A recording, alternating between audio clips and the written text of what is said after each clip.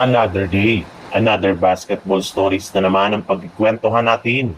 At ngayon nga yung pag-uusapan natin ang balitang pagkuha ng Minnesota Timberwolves kay LeBron James at ang balitang 3-team trade na gagawin ng Golden State Warriors.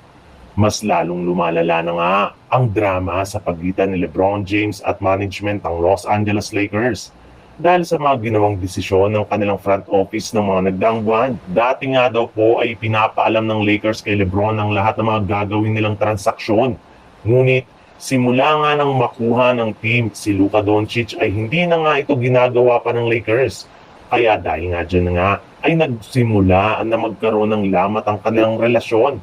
Ang mahirap pa dyan, plano na rin naman nga ng kanilang front office na tanggalin si LeBron James sa kanilang lineup simula sa darating na 2026 para sa makapag-focus na sila kay Luka Doncic. Kaya mukhang mapipilitan nga si LeBron na lumipat na sa ibang pupunan as soon as possible. Pero hindi rin naman nga ito magiging problema kay LeBron dahil may ibang mga teams rin naman nga ang gusto siya na makuha kagaya na lang ng Minnesota Timberwolves na maaari siyang makuha sa isang 3-team trade kasama ang pupunan ng Atlanta Hawks.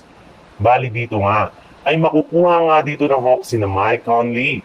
Masusungkit naman dito ng Lakers sina Rudy Gobert, Donte DiVincenzo, at isang unprotected first round pick swap habang ang Timberwolves naman ay makukuha sina LeBron James at Bronny James at Dalton Kenny.